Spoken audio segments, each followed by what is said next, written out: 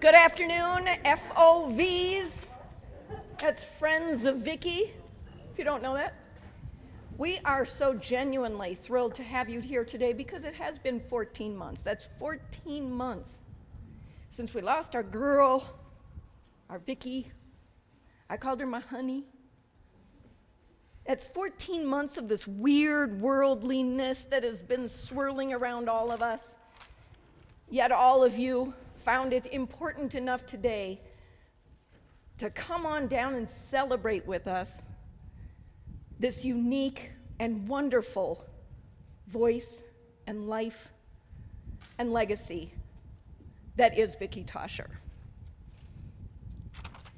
And you know, I was thinking by all measurements, Vicki led a very full and happy life. You know, just me, a friend, can vouch for the miles of laughter and great friends and good food and gooder wine.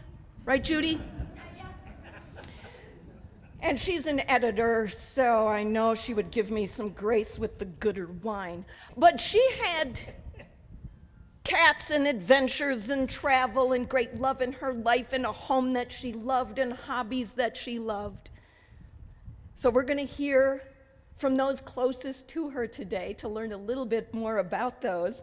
My name is Polly Latofsky, and I am a friend of Vicki's going back 21 years. And I remember the day, dare I say, I remember the moment that we met. It was August 6th, 1999, 10 a.m. That's right, I remember the time.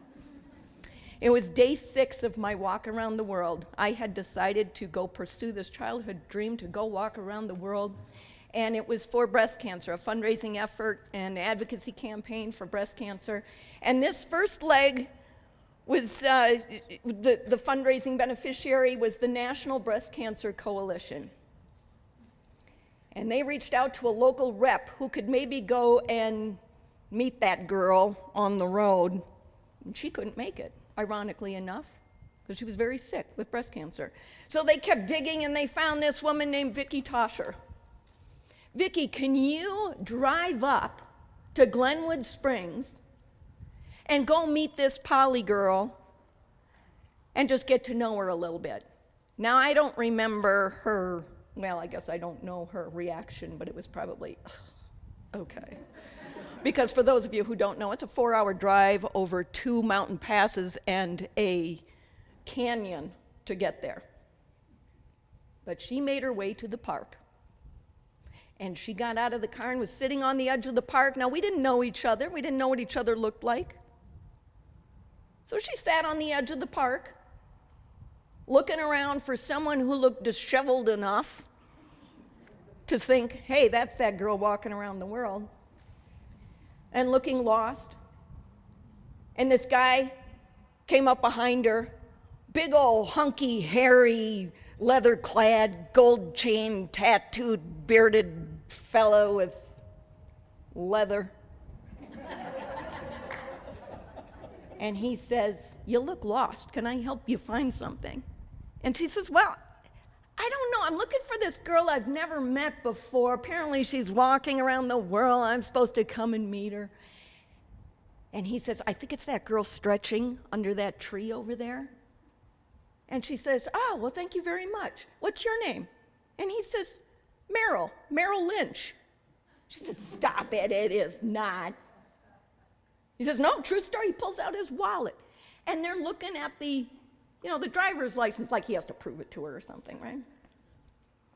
And they're laughing and they're giggling, and they are engaged in this conversation. And I was probably 50 yards away, stretching under a tree, and I looked up and saw this odd twosome having a good time in an engaging conversation. And I just thought, that's cute. Whatever that is, that's cute.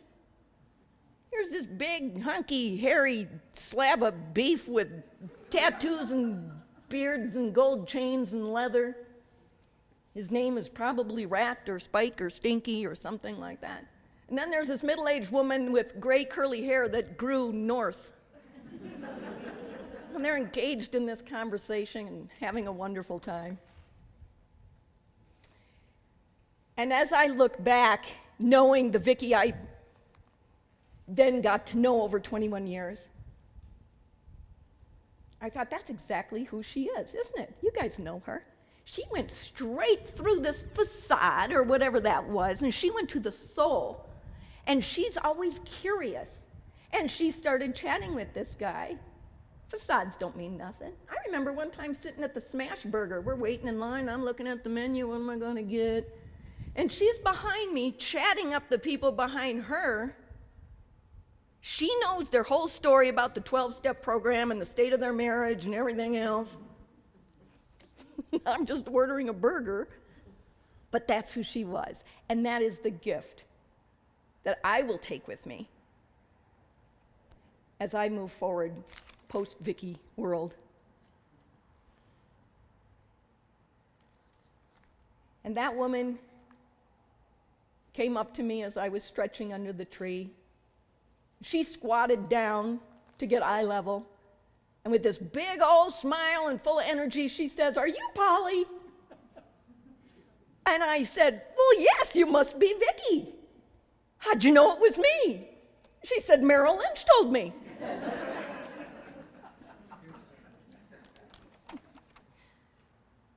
But for the next 21 years, of course, Vicki and I got to be very good friends and carried on with good friends and good food and gooder wine and cats and conversations. And I certainly thought of her as one of my besties. So thank you, Perry, for having me be a part of this today. Often over the 21 years, we would reminisce about that day that we met in the park. And we always marveled at that instant bond that we had. I know you guys have had it before, that instant bond you've had with someone, and it may have been Vicki as well. But that instant bond where you think, we've known each other before. So we want to hear your stories as well. So we are going to open it up to you. We are going to hear from those closest to Vicki today, but we are going to open it up to you. We want to hear the little stories, the silly stories, poignant stories, a silly little anecdote. So we're going to open that up to you. So I ask you now to start chewing on that. It'll come towards the end of the program. And when we started talking about how we want to do this celebration of life for Vicki, we talked about how we really genuinely want this to be a celebration. We talked about maybe having it at Hudson Gardens, maybe a backyard party with music, maybe Disneyland. No, I don't think we did that, did we? We didn't go to Disneyland, okay? But we wanted a party to celebrate who she is and the legacy that she's leaving and our silly memories and what we're taking with us and holding close. So we landed at a funeral home. I bring this up to explain to you that, come on, this place is awesome. Look at the view. Even I look good with this behind me, am I right?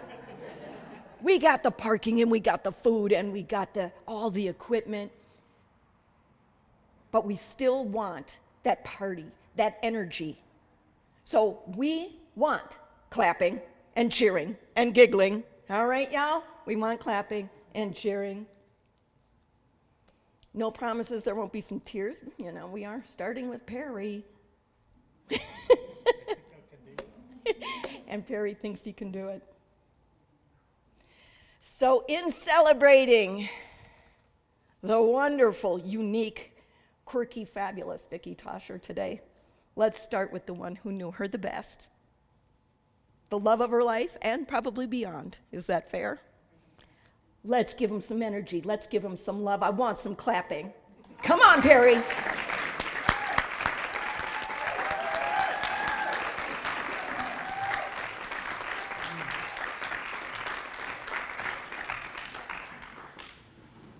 So under normal circumstances, we would have had this gathering a year ago in September. And as we all know, that didn't quite work out. But we're here today, and that's really a good deal. I'm totally surprised that a chance meeting in a laundromat in 1982 resulted in a long and wonderful relationship. We had a normal relationship with all the ups and downs that entails. We enjoyed our adventures in life together. So, Vicki's friends Angela Ricker and her husband Don Barkowiak will not be here today. They live in New Zealand. Vicki and Angela co-founded Sense of Security 21 years ago. Vaccination is not readily available in New Zealand right now, so they were unable to travel. There's a parallel celebration going on in Pottstown, Pennsylvania. Today is the class reunion, and so a bunch of Vicki's buddies are at the class reunion, and they're not here as well, but they'll check it out on video later. Oh, and someone else that's not here is Mary Courtwright. Vicki and Mary were good friends, and she's in New Jersey visiting her mom, and will return to Denver later for some urgent medical attention. Mary and Vicki became friends back in the days when Vicki worked for Kinko's. A most memorable story for Mary was on a February day when the two of them were out shopping for a birthday present for me, and they went into a toy store, and they didn't come out with a birthday present. They came out with a couple of hula hoops. And so about every feet inside the mall, they'd stop and try to do this. Wasn't possible. They had a good laugh doing it. And I got home, been out on a job, and I came out, and I saw Mary's car out in front, Vicki's car out in front, so I knew something was going on. And but they weren't there, so I thought, well, maybe they're out for a walk or something. I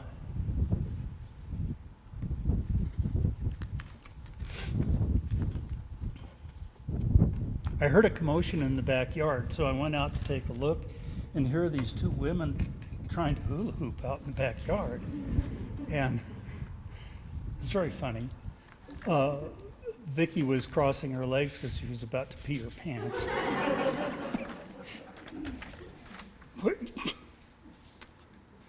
But Vicki and Mary had many adventures together. I know Mary would love to be here. Vicki was soon promoted to regional manager for Kinko's and did a lot of windshield time between Las Cruces, New Mexico, and Greeley, Colorado. One day she was on her way to Greeley. This is a story I've always wanted to tell, and now I'm able to do so, and it's really great. She pulled up behind, well, Greeley was really rural back then, even more so than today. And she pulled up behind a car with 3 people in it, and she pulled out to pass. And as she was passing the car, why, she looked over at the occupants, and there was an older guy driving, and the car was a beater. And then in the back seat, there were 2 goats. And the goats were kind of looking at Vicki like, what are you looking at? We're goats. This is how we roll.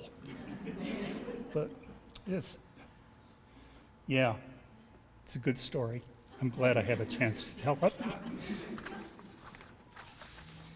In 1992, Vicki was diagnosed with breast cancer. The diagnosis was serious, stage 3B, with a lot of lymph node involvement. Fortunately, she survived. That survival was up in the air for quite a while. The disease changed her life. She turned from jobs in private business world and educated herself in healthcare and cancer issues. She actually sat on the Department of Defense peer review panel, and they approved cancer research projects. And she did that for a number of years. We'd be up fishing in the mountains, and Vicki'd be there, and she'd have this big box of documents, and she was studying for her appearance on the peer review panel, which was kind of fun. She also joined the National Breast Cancer Coalition and the Colorado Breast Cancer Coalition. She every year went to the National Breast Cancer Conference in Washington and had a wonderful time. They went and lobbied legislators on cancer issues and healthcare issues. And they had a big whoop-de-doo at the end.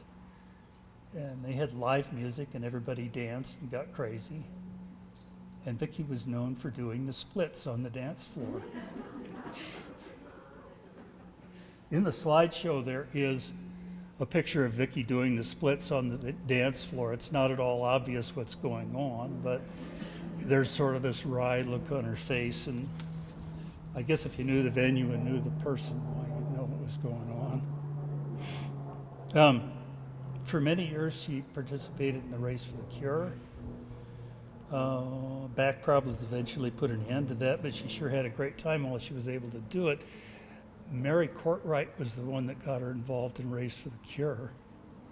And they would each go down there, and among the 10,000 people at Race for the Cure, they'd find each other and have a nice visit, which is pretty crazy, but it actually happened.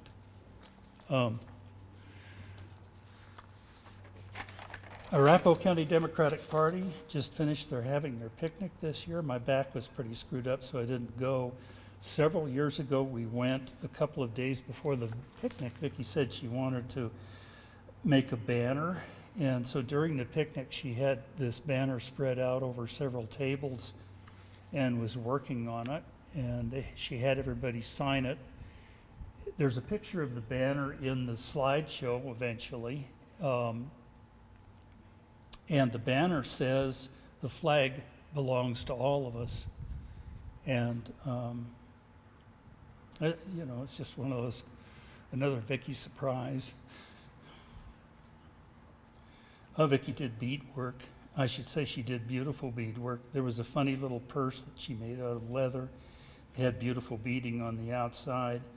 She'd given it to her sister Searle, and then it migrated back over to our house after Searle's death, and it lived at our house for a while, and then it went to live with Becky, and it was supposed to be here today. I don't know whether it made it or not, but anyway, it's quite a thing. Vicki, although very talented, never regarded herself as an artist. She certainly had the gene that ran in her family. Her sister Searle was an artist, and her dad was an artist. At the house, we have many artworks from both of them. In the back room, there's a pencil sketch that Vicki did probably years before I met her, and it's delightful. Rather than turning to that talent, her artistic outlet was usually beadwork and pressed flowers. Her flower press is here. She had a little flower press that she carried with her on trips to the mountains, and it's just great fun. And then there's a big, large flower press still at the house, which I'm sure has a bunch of her flowers in it. The flower and bead projects got scattered around as gifts to family and friends. There is a Brazilian poem that I love that she decorated for me one Christmas time, and it has pressed flowers in it. There's switch plates at the house with fresh flowers, or not pressed flowers, excuse me, sandwiched inside of it. But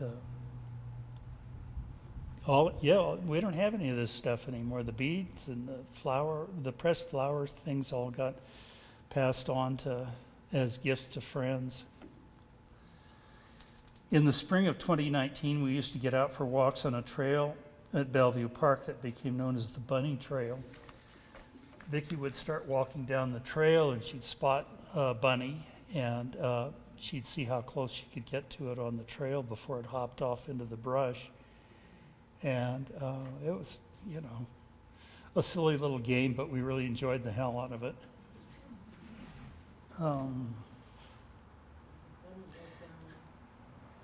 Yeah, I think we have a representative. Nice. After Vicki died, I found a bunch of Post-it notes Vicki had made a couple of years before she died. The notes were about cruises and were very detailed with dates, times, and costs. It was after her stage 4 cancer diagnosis, but before her disease advanced.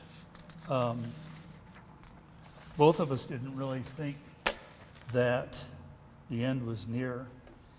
We had been involved in the cancer community for a long time, and we knew people. She had a friend that had lived for about 10 years post-stage 4 cancer diagnosis. Her name was Harriet Gruber.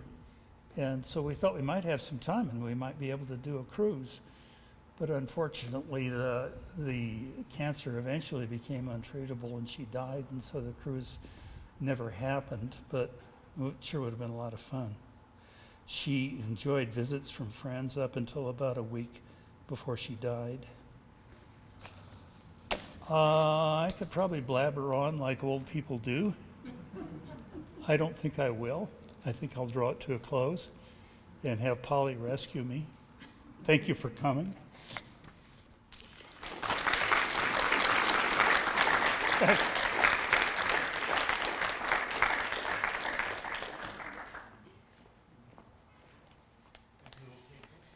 Thank you, Mr. Perry. And Vicki's brother has come all the way from Long Island to say that he's not going to say anything. So he has written something out. I said, well, can you stand up so we can acknowledge you? He said, no. Can we point at him? Can you raise your hand? There you go. There we go. And I got a wave, so there it is. But I am going to read what he wrote. Memories clouded by time and punctuated by events that have lost their chronological positions are the canvas of childhood. Today, I will try to add a few dashes of color to the beautiful portrait of my sister Vicki by all who have known her and shared her life here in Denver.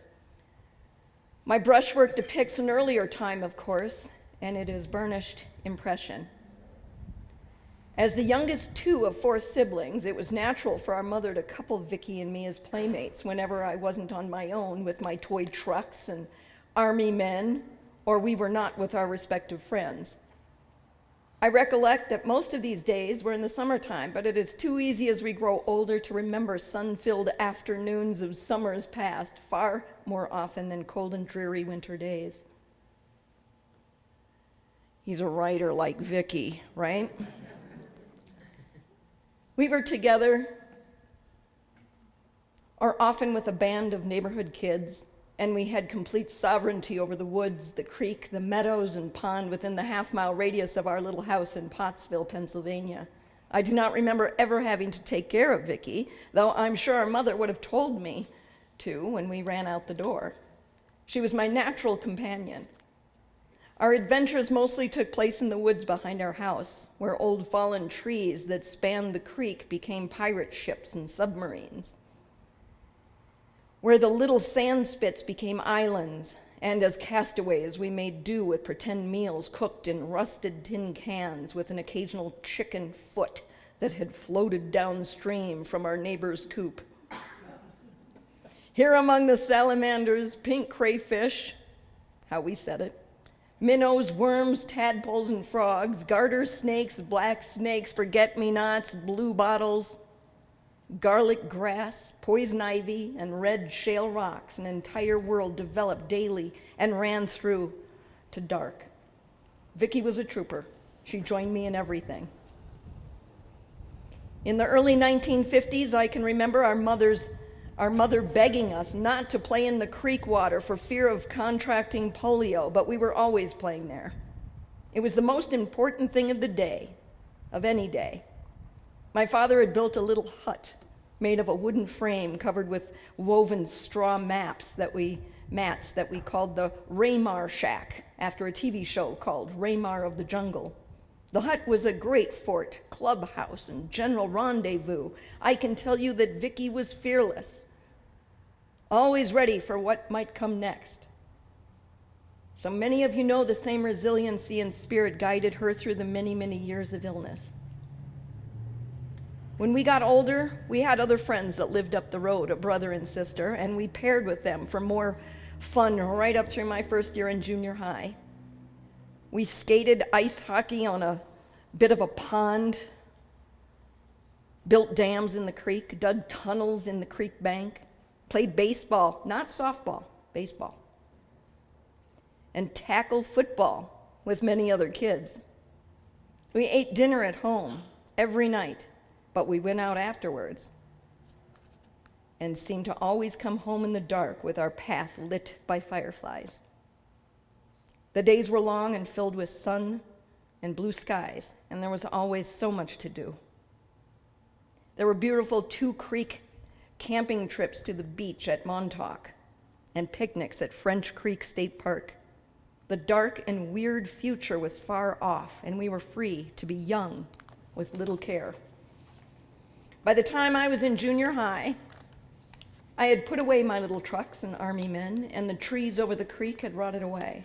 The Raymar shack had collapsed and disappeared. And what had sustained my youth quickly faded into restless adolescence. My older sisters, Searle and Binny, had left for college and faraway lives, and in 1966 I took off for Philly, which left Vicki alone with my parents, which must have been difficult. I did not know the interval between childhood and maturity in Vicki's life. You're hearing it now, aren't you, David? I've described these golden days today because most of all of you here knew Vicki after she became ill. Though her immense spirit remained intact through her entire life, the shadow of illness was always nearby. She shared a wonderful life with her husband, Perry, and her love of family and friends, old and new, was immeasurable.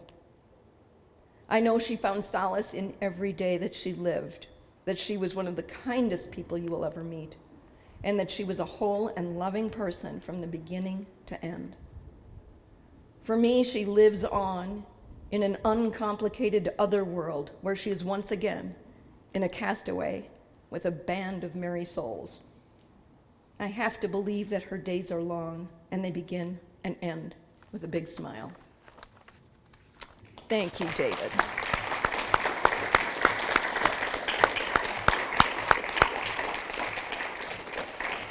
And no one can reminisce about the life and legacy and voice of Vicki Tosher without including Judy Baxter, who has known her since God was a boy. Yeah, that's true, but I thought Becky was next. Okay. Oh, am I lying? Okay, well, let's switch it. What, you okay? Yeah, whichever. Come on, Judy Baxter, show her some love.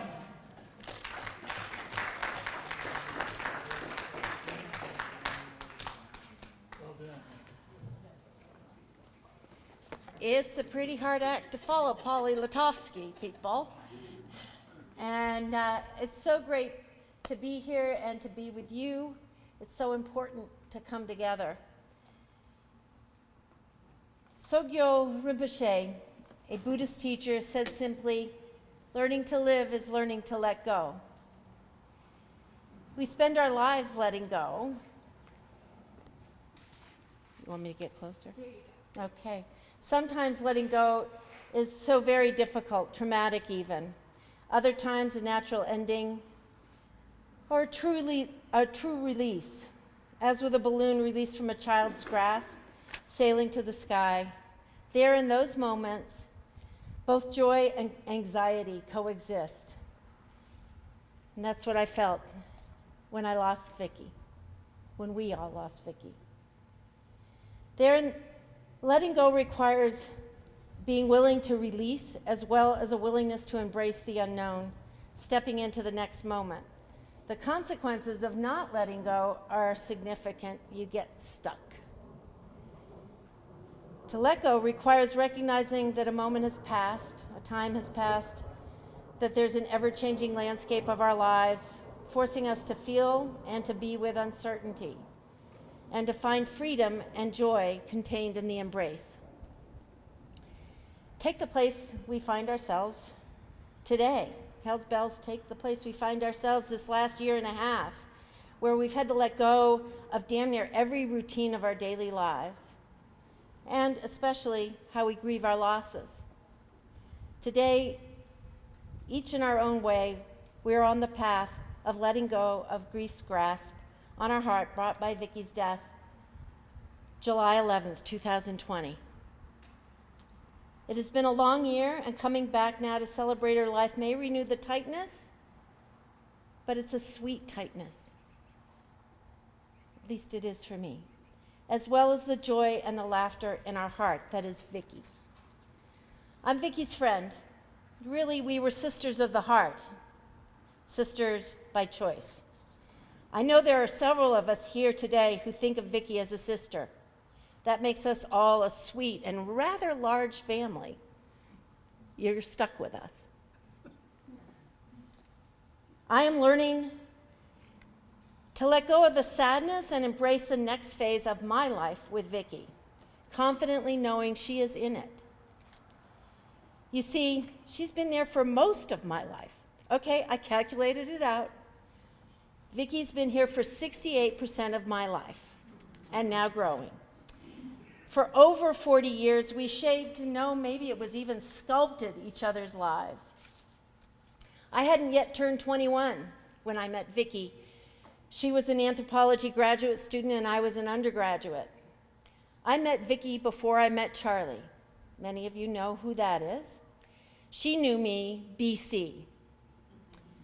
And I knew her before her version of BC, before cancer.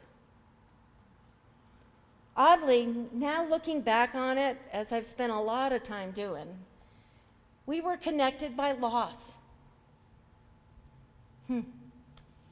I knew we were heading into sisterhood, not just friends, when she called me the night her mom died to see if I could take her to do laundry so she could have clothes and clean underwear. Remember when clean underwear was so important? Clean underwear for her trip home. Sitting in a laundromat, yes, another laundromat, Perry.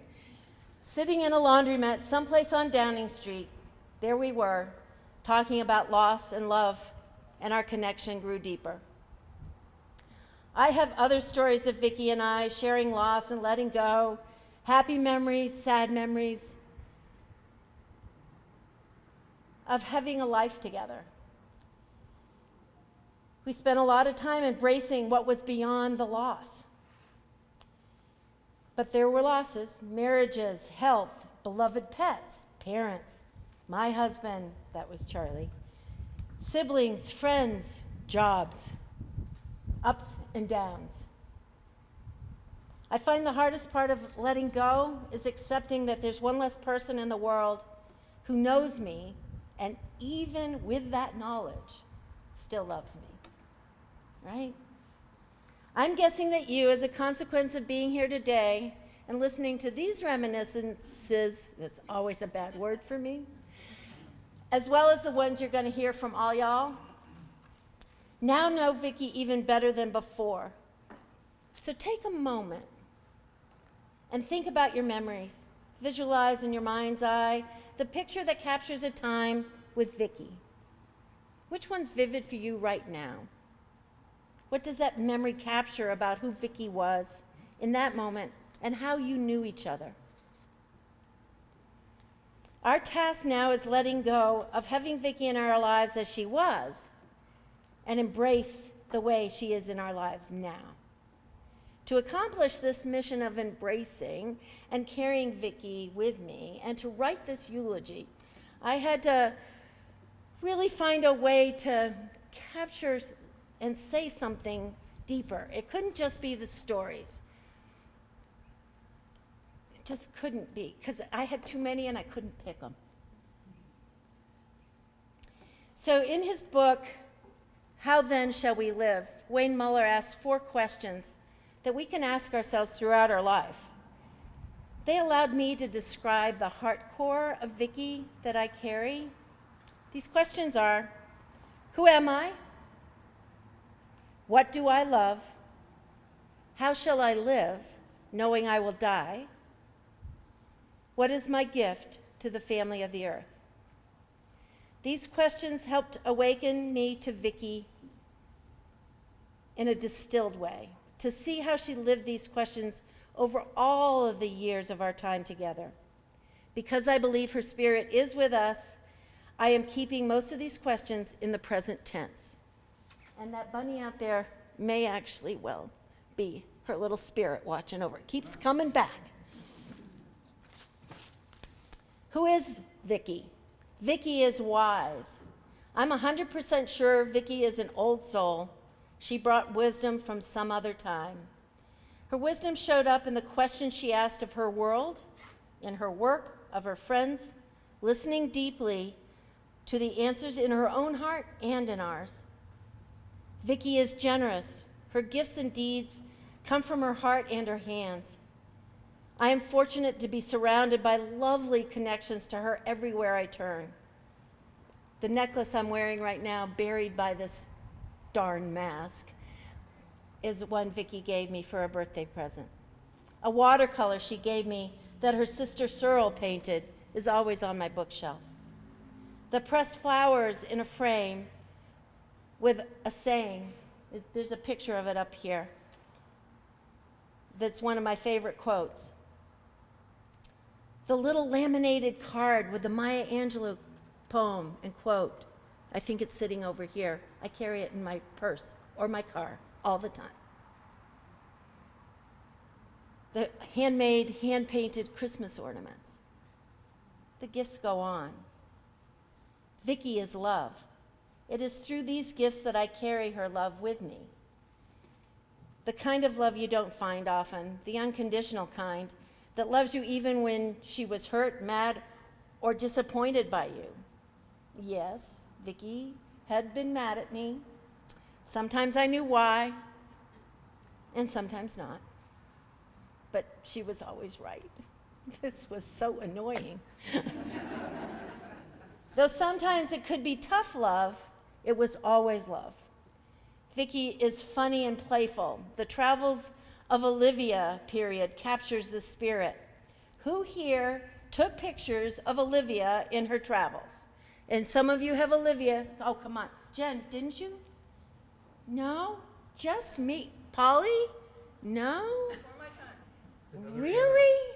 Well, there's a whole chronicle of Olivia pictures. We'd steal her from Vicki's office, and she'd go on, and we'd send pictures, early days, we'd send pictures on email of where Olivia was. In my case, it was around the pool at my house with the dog trying to push Olivia in. Anyway, but playful she was, always playful. Vicki is perseverance personified, which needs no further elaboration.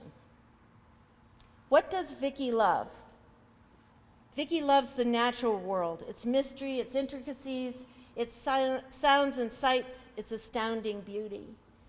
Vicki loves the world of ideas and knowledge. Vicki loves to dance. You've heard that. Vicki loves us, Perry, her family, her human friends, her cat and bird friends, now bunny friends. I didn't realize there were so many bunnies to add to that list. And the stranger who never stayed a stranger. How did Vicki live knowing she would die? This was the easiest one for me to write. Words just came. Fully. As a warrior with purpose, as an advocate and a Sherpa, the guiding you through. Okay, I'm getting it together here. I didn't bring up anything to drink. Okay. She was always striving to make a difference with her energy and her love. Co-founding, birthing, and raising the child that his sense of security represents how she tried to ease people's suffering and raise spirits. We and others, not here today, some living, many gone, know this as those who were touched by her and her purpose. She lived fiercely, knowing that this life was precious and short. What is Vicki's gift to the family of the earth? Well, of course, Vicki's gift is her love, manifested in what she leaves behind. The legacy that is sense of security and the love that she gave us, the gift of knowing we would with the gift of knowing we would carry her love into the world. Vicki made a pressed flower card with one of my favorite quotes. It's from author Fred Chappell. Take away the stuff of tears, and there's nothing to make laughter of. What we have to remember is this. Without those times, without those actual experiences, if Vicki hadn't been the wife, the sister, the aunt, the great aunt, the friend, the colleague, the mother to us all, we wouldn't be missing her so much. This is the bittersweet of loss. To be sad about losing someone is to recognize the gift of having had them in your life, to bring meaning to your life. Not just any meaning, but the special meaning that comes from that person, from how they lived and who you were together.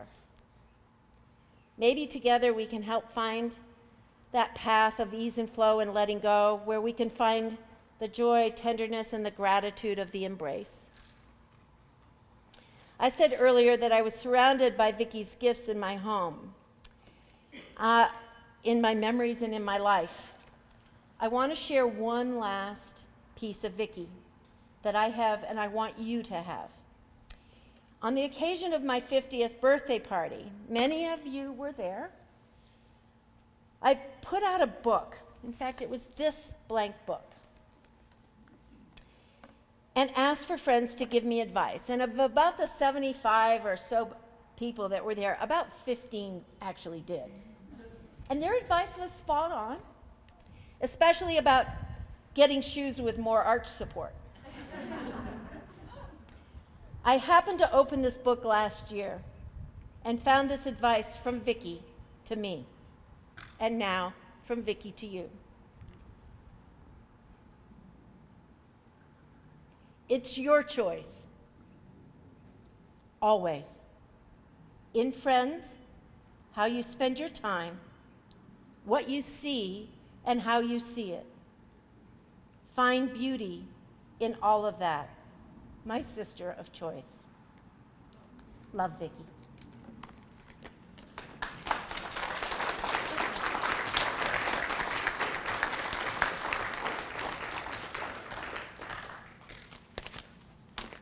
Thank you, Miss Groovy Judy. Anyone who has hung out with Vicki at all in the last decade knows that you could not have more than a 5-minute conversation without hearing about Becky. Her niece, Becky. Becky, the world's coming to an end. Becky. And then Becky's growing family. And we all got texts of Becky's kids. Everything's about Becky. So it is finally thrilling to meet you today, because I know your history of the last 10 years anyway. And of course, Becky and Becky's family have become a main focus and great love in Vicki's life. So Becky is here with us today, so let's show her some love. Becky Collada.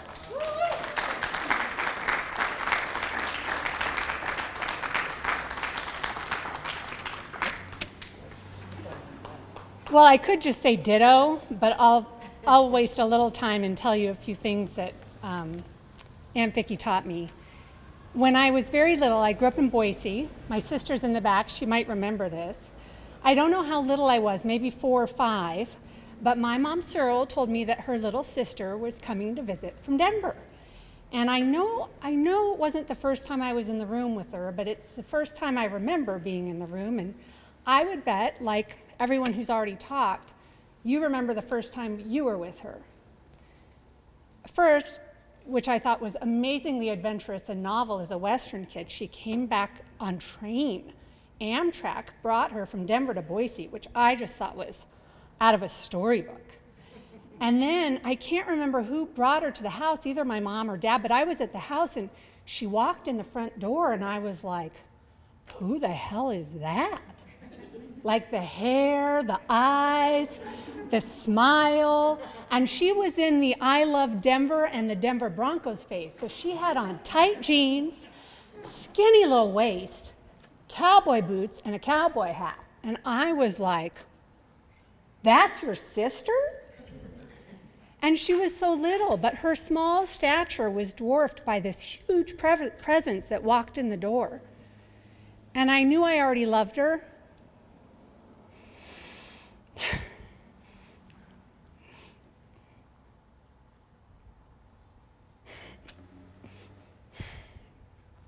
And even then, I was thrilled at the opportunity to get to know her. And indeed, over the years, I was really lucky. I got to know her. She embodied this great expanse of possibility and action in this soft, tiny body. The clear boundaries and genuine affection, the intense connection she welcomed and fostered. Everyone here knows that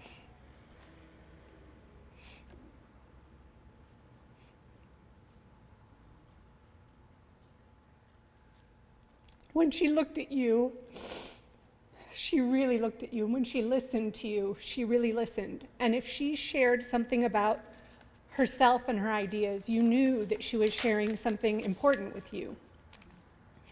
And I wonder how many of you had that same feeling after meeting her. Who do we have here? I mean, hell, it happened to Perry in a laundromat, right? And you don't need me to tell you that if you felt like you had a special, unique connection to her, you did. She found you interesting. You delighted her. We inspired her in high school in Pottstown, in her breast cancer work, at Sense of Security and Democratic Party work in her neighborhood. Even in her Pilates class, I heard about you. And she thought you were tops. She really did. And she appreciated every single interaction with you, which I surmise is a result of this innate gratitude that she had, coupled with what happens to a person when they live their best life with breast cancer constantly lurking for almost 40 years. Anyway, kids don't often meet adults who take a genuine, honest interest in them. And I was a kid when that petite Jewish cowgirl walked into our house on Shenandoah Drive and started paying attention to me, so I always really liked her. Growing up, she'd visit, and those visits were full of intention and connection. And on one trip, we somehow slipped into our version of Texas drawl. I mean, we didn't stop, and we ate cookie dough with the Texas drawl, and we bantered over jigsaw puzzles with the Texas drawl, and we narrated our walks in drawl, and if strangers walked past us, we'd say, well, howdy, partner, and they'd think, again, who the hell is that? By day 2, our throats ached, but we pushed on, and by day 3, our bodies had acclimated to this silliness, which was, of course, in actuality, a real serious connection point for us. And that continued, and by the time I was a teenager, Tante Vicki started talking to me like an adult. Another way she honored who I was and who I was becoming, and she shared her secrets with me, and I with her. Now, I know there aren't that many long-distance close relationships between adult nieces and nephews and their aunts and uncles, but Vicki made sure we didn't drift apart. And lucky for my husband, Samir, Tante Vicki and me, Samir and I moved from Seattle and ended up in Washington, D.C., where we could provide free lodging and hugs for her in our apartment while she was in town lobbying for the Breast Cancer Coalition. Per usual, as Perry noted, she was taking action, taking her power and her ability to communicate the reality of healthcare and cancer to Capitol Hill, reminding me that it is on all of us to be better, to do better, to help and honor others. We don't have to be famous or rich to make an impact. We can walk the beat, knock on doors, care for friends, greet strangers, leather or not, with kindness, tell legislators they need to get their damn act together. I imagine some of those fancy folks on Capitol Hill underestimated her, and I imagine some of them thought, who was that? Samir and I were her home away, even if it was in our underground city fire trap of an apartment that would have been more suitable for a family of naked mole rats. Those visits brought us even closer. We saw her when things were excellent in her life, and we also saw her when she was down or hurting or struggling, which, because of what her body had gone through, was often. We saw her all the time. She became a central person in my life, and I in hers, and we expressed gratitude for that constantly. And as you heard Polly and Judy say, gratitude is clearly a theme here. She was overflowing with it. It's not that she didn't grieve or wish things were different sometimes, but man, she could squeeze out every little bit of joy in just about every moment when she wasn't hurting, and frankly, even when she was. And when I had the privilege of visiting her in Perry, I saw how the life they shared was full of adventure every day. In the past, they went on grand international and national adventures together, but every day they could take unbelievable amounts of joy just sitting at the table together, walking through the bunny trail, going to watch birds at a nature reserve. Being with them in their natural habitat, their sweet, sentimental, cozy house, where they tended to each other so thoughtfully, made me worry less about Tanta. And in the end, Uncle Perry just kept on keeping on, tending to her with what seemed like a superhuman amount of patience and dedication and love, giving her normalcy in her days, an always open ear for listening, and a very steady shoulder to lean against. For all of her softness, Perry too was her soft spot, where she landed every day, each afternoon, and often, even in the middle of the night when sleeplessness won out. There he was, always. And their relationship was truly, truly a thing to behold. Now, when Aunt Vicki was in town over the years, sometimes my mom would come too. And I would see them pee laugh, which has also been talked about, another theme. Stop making me laugh or I'll pee my pants all over the place or whatever. And as I got older, especially after my mom died, aside from my husband and my dad, Vicki was the only pee laughing partner I had. Usually over a Scrabble board where we each pretended like we didn't care who won. I memorized the 2- and 3-letter word list, needless to say. But at some point, something ridiculous would happen, and she could just get me going. And sometimes she'd do it over the phone, and I missed that. And it was worth the extra laundry. I wish I still was doing it, especially after kids. But now I still do Vicki-related laundry because Uncle Perry let me have some of her PJs, which are soft, like she was.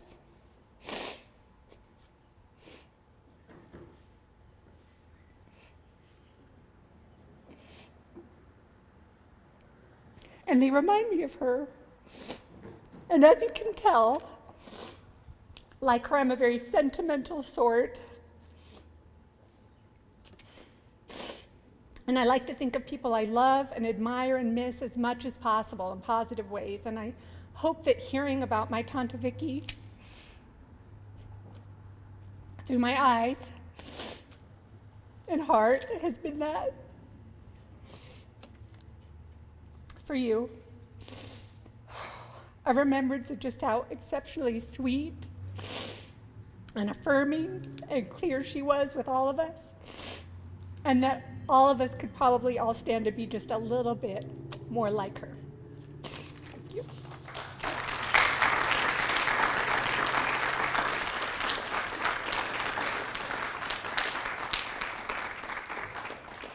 Okay, it's your turn. We would like to open it up to you. We would love to hear your interactions with Vicki, the silly little stories, the anecdotes, poignant points, things you might take with you. So we are going to unhook one of these microphones and just raise your hand, and Judy will come and I'm playing GoPro. yeah.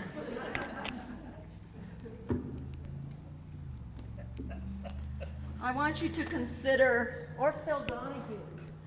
Yeah, he was the best. He was really the best. I want you to consider these stories that you're going to tell, stories that her family, Perry, Becky, Judy, can take with them and hold them close. David, too, of course. So remember that. You're giving them a gift. All right? So who wants to go first, Abby? Oh. Oh, gee, right here. Yes. We had a plan. Is this working? Okay. Okay, this is for the camera, so you still have to speak up. Okay. I'm holding it. Can I hold it? Okay. 'Cause I'm gonna move. Okay. Oh, but you got to move with me. Yes, There I we do. are. I want to see you guys. I didn't want to just talk behind you. Can you hear me? Okay. So I don't have my story as well versed and put together as everybody here has, but I want to tell you my story with Vicki is not just a short little funny story. My story with Vicki started 4 years before I met Vicki, which is really kind of interesting. This is an interesting world we live in and the way things were woven. And once I did finally meet Vicki, it was very clear we were destined to know each other and to be friends and to be in each other's lives. Vicki, and I'm going to just point out, I have one of my sisters here, and now I might cry. Vicki was the mentor, support, patient volunteer to our oldest sister, Liz, before Liz went through a bone marrow transplant for breast cancer. Vicki had done it some years before. Vicki then became, very much, as people have mentioned, an advocate for cancer, and she became a volunteer. So she was Liz's volunteer. So they met, and they immediately became very close and trusted and loving friends. So for 4 years, I didn't meet Vicki, but I heard about Vicki. I heard about what she had done. I heard about Polly, because Vicki kept my sister Liz informed about Polly's walk and what she was doing and where she was in the world. And so I would hear all of this, and it really excited my sister Liz. And I was actually, I'm just going to mention this, quite touched to see a message from my sister to Vicki in the book that's up there, and that had to have dated back to 2003 or 4. So that was really quite touching. Lizzie had made a bracelet which she gave to Vicki, and I think Vicki wore that the rest of her life sometime. Anyhow, so that's where my story with Vicki began. Began in 2000. I probably meet her in 2004, so I'm going to fast forward a couple of years and say I myself, and this is kind of hard to say in a group of people I don't know, had been diagnosed with a different type of cancer, but I had been the same age when I was diagnosed as Vicki was in her first diagnosis. And both of us had had really difficult treatments. It was a lot. But I jumped forward too far because what happened before, I still have not met Vicki. I had been in graduate school, and I went back to school as I was finishing treatment, and Judy was my first professor in the first class back to school. Thank God. Thank God. I mean, Here we are. This is great. So Judy was my first professor back, and then the following year I started being a TA for Judy, and then Judy and I are in a stairwell at school, and we happen to walk by Vicki, and Judy says, "Oh, Abby, you need to know Vicki." So we met in a stairwell on the old campus, and that's where our story began, was on that stairwell, and that's when I discovered this is the person who had been the mentor to my sister. And fast forward a little bit more, I'm working on my thesis, and it just so happened Vicki was doing some work in breast cancer. My thesis was surrounding cancer, and she and I wound up being office mates. And our first office together was an old ICU hospital room in the Fitzsimmons building, and this was kind of creepy. Vicki and I decided it was haunted. There were definitely bats. We had the sliding glass door, but we were really happy that we were office mates. And it was there I learned about Olivia and all of Olivia's travels and how Olivia got kidnapped and taken away, and then pictures would come all over the place. It's there Vicki taught me about pickling cucumbers. Thank you for that too, Perry, because I didn't know you could do such a thing. So she would bring these pickled cucumbers and share them with me, and it was just wonderful. And we had lots of conversation. We shared a lot. And some of you here may have heard about Oscar. No one knows Oscar. Oscar, you know Oscar, the plant. So Vicki one day said, "Hey, do you mind if I bring a plant?" You know Oscar. I said, "No, that's great. Bring a plant." This plant is like this big, and he's way tall. Yes. I am hoping someone is still watering Oscar on the 6th floor of the Cancer Center at the Fitzsimmons building. Fingers crossed through COVID, Oscar has been watered. But we shared something that Vicki gave me that nobody else in the world at that time that I knew could have. And Vicki was there for me to be able to validate my fears and my experiences and where I was trying to learn to become a survivor. I didn't know anybody at that age who had been through anything like what Vicki and I had been through. And I didn't know how to put my feelings. I didn't know where to place them. I was trying to hide them and put them underground and pretend that this whole thing never happened. And it was finally Vicki who said, hey, stop that, that this is real, this is there. And she really validated so much for me. And I am so thankful to Vicki for helping me move forward successfully in my survivorship. So there's that. But our story doesn't end there, because then we used to go out for dinner. Vicki, Judy, and I. And one day, she brings this girl along. And lo and behold, everything changed. Surprise. And we started going out. It started, I think, almost monthly. We would go out for different ethnic foods. And then we somehow decided we were the Spice Girls. And, and we have the uniform to prove it. You might have seen a few of these jackets running around. There's one there, Vicki's, Judy's, Polly's is somewhere, which is kind of cute because we didn't intend to do this, but we all wound up gifting each other the same jacket. And not all at the same time, but over a short time. So it kind of became our Spice Girls uniform. And over time, we kind of quit going for the spicy food, We all had some changes in our stomachs. So, it started to be more gentle foods, and I think the last one probably included matzo ball soup. But, it's wonderful. Vicki was really the cog in so much of my world and our world and in bringing us together. And just what a love and a mentor and a friend and a joy she really, really was. So thank you all. Thanks for listening to our story.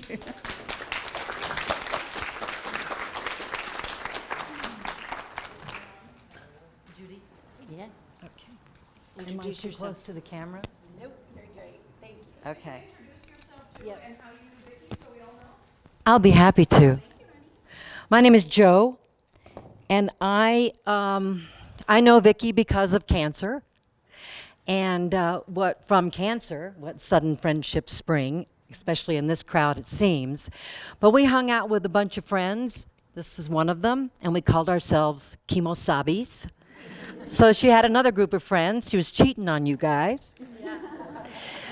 I first saw her at a Colorado Cancer Coalition meeting, and I was thinking about volunteering, so I'm sitting there, and just like you say, who is that? She was sitting by herself on the other side of the room, and she was staring at all the speakers so intently. I'm like, this woman is incredible. Either she's asleep or she's got this incredible concentration ability. And she is so intense in that way. I could see it before I even talked to her. And then we end up chatting and being friends, going for walks. We lived within a few blocks of each other, going for talks, sometimes with Perry, sometimes not, tea at the house. And I went with her to doctor visits, and we just had a really lovely time. She was always, with the exception of one time, very, very patient. As a matter of fact, we used to be in the car, and she'd turn the car off, and I'd be ready to get out of the car, and she'd have to open up her purse, take out her other glasses, take her glasses case, put her glasses in that case, and then pull out the other glasses, and then put them on. And then undo her seatbelt, and then get her water. And it was like I was ready. I could have been down the street, but she was so patient with minutia. And she was such a wonderful listener, as everybody who knows her knows. But I did see her lose it one time. And we laugh about this so much. I mean, this isn't funny, but a friend of ours in the Kemosabe group passed away. So we went to the funeral. We didn't know much about the family. We didn't know what this funeral was going to be like. We just figured it was a typical Christian funeral. So we're there, and Vicky's sitting next to me, and the man who flies into town for the eulogy for our friend just starts talking about how our friend is the bride of Christ, and she didn't want to be on this earth ever. She just wanted to be with Christ. And he kept telling these stories about how she was the bride of Christ. And we were like, we don't even know this side of our friend. We had no idea. Sitting next to Vicki, I'm getting punched every time he starts a new sentence. And it was a call to Jesus. It wasn't a funeral for our friend. So when we left and we got to another friend's house and we were talking about how gobsmacked we all were about this, Vicki put her hands down and her fists together. I have never been so upset in my life. I just never saw that side of her except for that day. And we all agreed. Yeah, I miss her very much. I'm so glad she was in my life. It made cancer so much better. It made everything so much better. And I learned a lot from her that I like myself better than I ever have because of Vicki Tosher. Sweet. Thank you.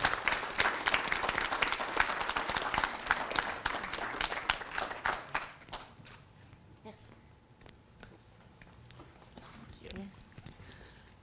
Hi, I'm Jamae McClellan, and I am going to try and do this without losing my shit. I am one of Census Security's cancer success stories and survivors. And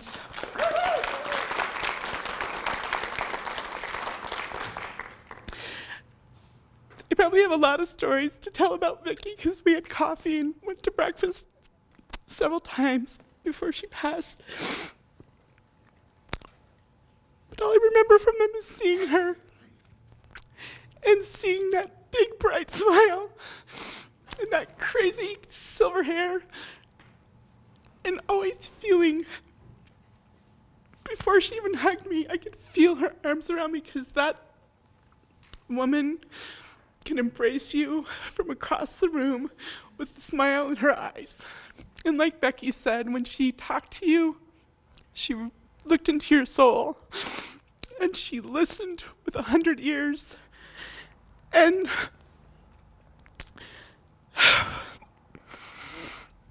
last January, I was given the diagnosis of being cured. And it's very bittersweet that only a few months later, we all lost her. But she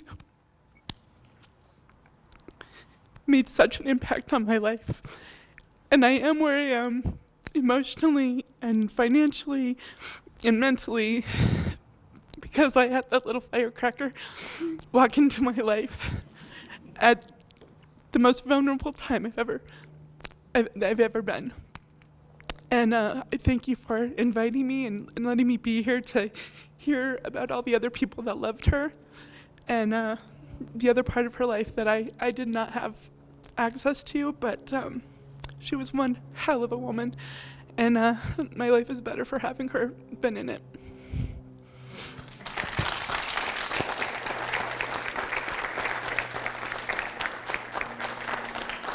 I'm coming back. I'm coming back. Is this Stephanie? It is. Oh. I'm Vicky's other niece. I have one of the laughing till you pee stories Okay. Up here a little bit. up here. When I was in high school, my best friend was gay. His name was Kyle, and he came over to my mom's house for our annual crab feed for Christmas, which my sister continues to do. And my friend Kyle came, and Vicky was there. And after dinner, we were all sitting around the Christmas tree, talking and laughing. And Becky, I think you were there too. Everybody else had left. Talking and laughing for I don't know how long. My friend Kyle and I left, and we got back in the car, and he looked at me and he said, "Okay, now I understand you." That's the story. That's what it was like.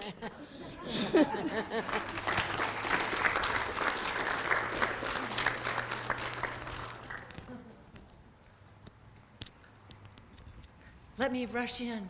Somebody. Okay. My name's Jessica Weir. Can you all hear me? I can talk really loud. I'm a teacher, so. And I've known Vicki, gosh, for 25, 30 years. I know her through my mommy, through breast cancer, shocker. And my mom and her were very actively involved in the Breast Cancer Coalition. And that consumed my life through high school, and I got somewhat involved too. But my most special memory of Vicki is our birthdays were around the same time. And Perry, you mentioned the pressed flowers, and we were sitting on my mom's porch having a meal and maybe some gooder wine. And somehow we got into the conversation about pressed flowers, and I was like, oh, that sounds fun. And she and I fashioned the most ridiculous pressed flower thing ever out of boards out of my mom's garage and cardboard and paper, and she helped me construct it, and it was bound together with rubber bands. And the other day, my one of my orchids, the flower fell off, and I was like, I'm gonna press that. Pressing flowers reminds me of Vicki, and I tore apart my entire house for this thing that I've carried around since I was 21 years old. And I know it's in there somewhere, and I will find it because I know there's flowers from the day that she and I constructed that together. So and what 21-year-old? That was one of the best birthdays I ever had, and it was because Vicki made it so special, and I could have been out with my friends, and I had way more fun with her and my mom than I ever had. So she'll always be my auntie.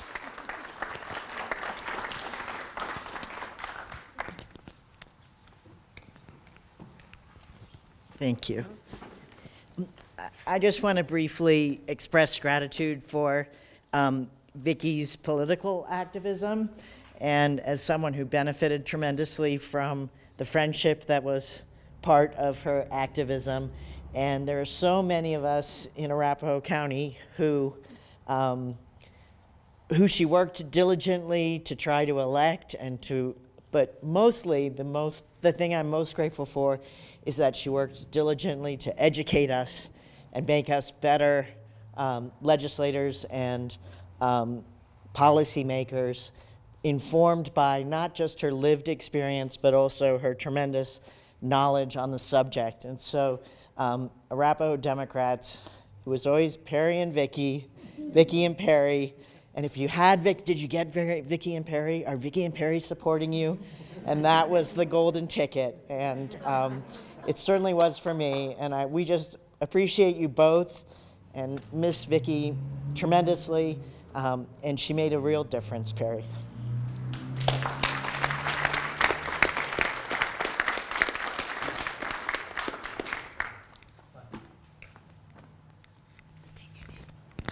My name is Nancy Beagle.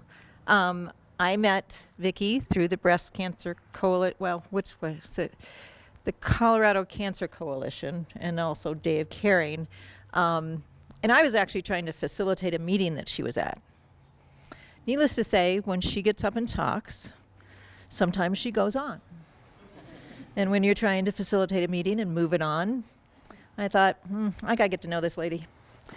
I gotta get her control. I gotta get her under control. Well, you know. Good luck. Yeah, you know how well that went, you know. But we became fast friends, and again, she educated me, she helped me, but more than anything, you know, again, she became my friend. And in cancer, there's politics every once in a while, and she was kind of even a jerk at one point in time. And I thought, you know what? I gotta tell her she's being a jerk. And I thought I'm either gonna lose her as a friend, which would be very hard, or else she's gonna hear me. And she heard me. And she thanked me, which was just a very human thing, you know? Someone actually heard you and listened to you and was a good enough friend that she believed me. And she changed. And so, again, just her vitality for life and what she shared was amazing.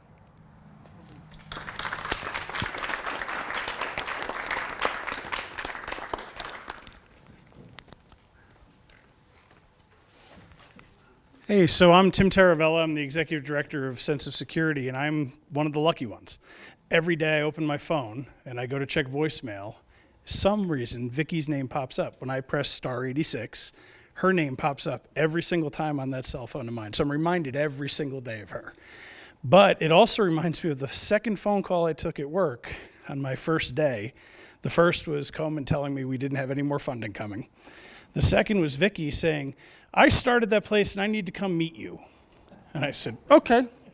So she came the next day and it was only going to be a 10-minute meeting. 6 hours later, if you could hear the SpongeBob voice. 6 hours later. We're over at Thai Pot Cafe. The Spice Girls lived on a little bit. She asked for medium spicy Thai food. And every couple months we'd go over there and have lunch. And ever since we've gone back to work and going to the office now recently, I make a point of going over there and having lunch. Vicki. So thank you all.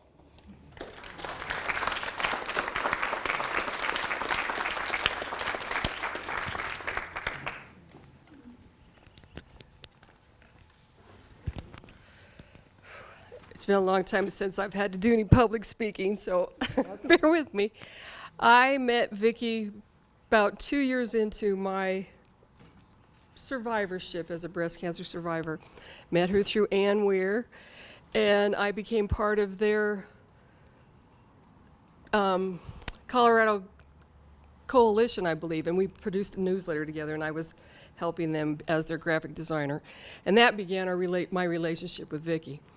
But the most wonderful time I had with Vicki was when she convinced me to go to Washington, D.C. to lobby for funds with the National Breast Cancer Coalition and go to the conference.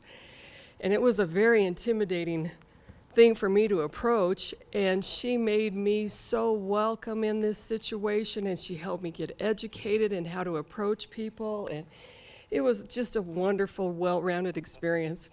And I was one that was lucky enough to see her do the splits. And she had kind of warned me that there was going to be this wonderful dance party at the end of the educational part, and that she was notorious for some certain dance moves, and I kind of watched her from afar all night, and then all of a sudden there she was. And it was just such a joyful thing. And at the end of the conference, there was like a happy hour event that was held, and a lot of the senators came and Congress people came, and that was the year that Hillary Clinton was the senator from New York. And all of a sudden there's this hush in the dining room where we were with our happy hour, and in walks Hillary Clinton, and then we were all mesmerized by her speech, and it was just a really incredible experience. And myself and this younger woman, a new survivor of breast cancer that was there, collapsed in our chairs and wept openly, and just from being overwhelmed of the whole event. And Vicki came to both of us and she looked at us like, "What's wrong with you two?" And we're like, "Oh, but we just saw, and we couldn't even talk." And I was thinking about that event here recently, coming to this event tonight, and I realized that I was really overwhelmed by Vicki's magnificence. She was just magnificent. Watching her, that small-statured woman, go into a senator's office, some SOB that wouldn't even care to really give us the time we wanted, and she made her way into that door, and she held his attention, and she would turn people onto our side and what we needed, and it was just magnificent to watch. And I'll never forget that experience.